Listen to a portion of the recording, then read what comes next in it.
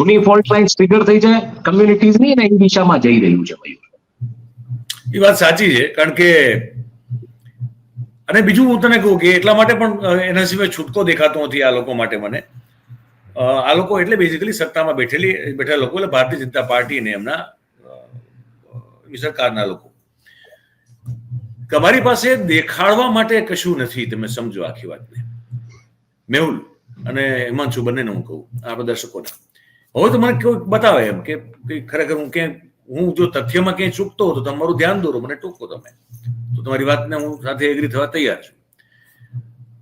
28 વર્ષ જેવું તો થશે, આ ડિસેમ્બરમાં પૂરો થઈ ગયા 28 વર્ષ. આમ જોઉં તો એકધારી સત્તાને, આ પાર્ટીને સત્તામાં રહ્યાને 28 વર્ષ આ ડિસેમ્બરમાં પૂરા થઈ જાય એટલે ઓલમોસ્ટ સમજો 3 દાયકાનો સમય છે. એક ધારી એક હત્તુ સત્તામાં રહેનારી આ પાર્ટી છે ભારતીય જનતા પાર્ટી.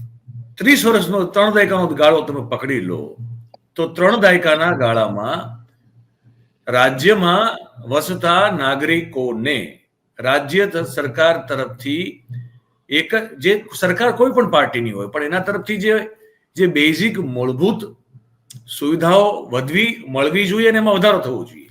તો એમાં તમને બ્યુટિફિકેશન સિવાય કઈ વસ્તુમાં તમને વધારો જોવા મળે છે, મને તમે કહો.